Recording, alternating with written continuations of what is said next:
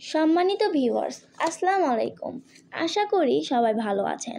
আল্লাহর রহমতে আমিও ভালো আছি। আজকে আমি আপনাদের মাঝে একটি ব্লগ ভিডিও নিয়ে এসেছি। মূলত আমার এই ব্লগ ভিডিও নিয়ে ঘিরে আছে আমাদের এলাকার মানুষ কোন কোন জায়গায় সকালবেলা বেশি হাঁটতে চায় এবং কিছু জায়গার পরিচয় করাই দিব আজকের এই ব্লগে। তো প্রথমেই পরিচয় করাই দিই আমাদের এলাকার পানির ট্যাঙ্কির সাথে। মূলত এই ট্যাঙ্কি থেকে পানি সরবরাহ হয় আমাদের কাছে।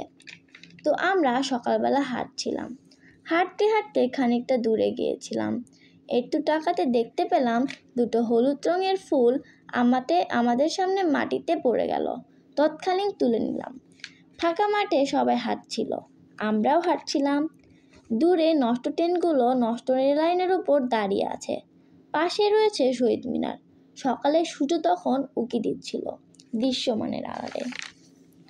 পাখিগুলো ডাকছিল গাছে গাছে। কি সুন্দর আমাদের দৃশ্য।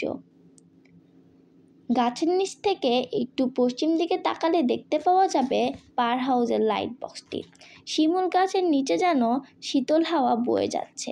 শিউলি ফুলের গাছের সবুজ ও সাদা রং যেন ফুটে উঠছে। গাছের নিচে শিউলি ফুল পড়ে আছে। খানিকটা পেছনে গেলে দেখতে পাওয়া যাবে সান্তাহার রেলওয়ে কালী মন্দির। যে পথ ধরে হেঁটে যাচ্ছিলাম সে পথ থেকে একটু পিছন ফিরে দেখা যাবে অসংখ্য রেলপথ। খানিকটা দূরে রয়েছে চকডুমুরের গাছ, যেটি খুব স্বাস্থ্যকরী, বিভিন্ন রোগের ঔষধ। পাশে রয়েছে ইয়াদ কলোনি ঈদগাহ মাঠ। পাশে রয়েছে একটি পুরনো স্থাপনা।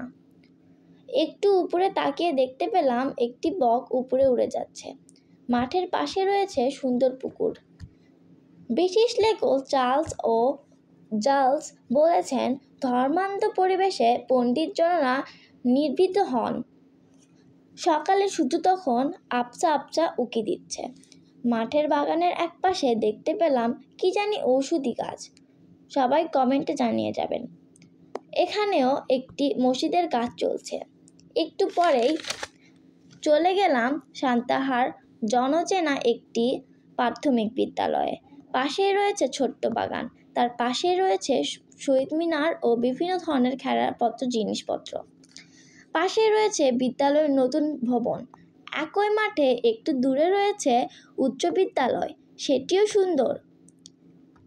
এটি হচ্ছে আমাদের এলাকার 7 তলা মিনার, সান্তাহার বড় মসজিদ। এটি খুব সুন্দর।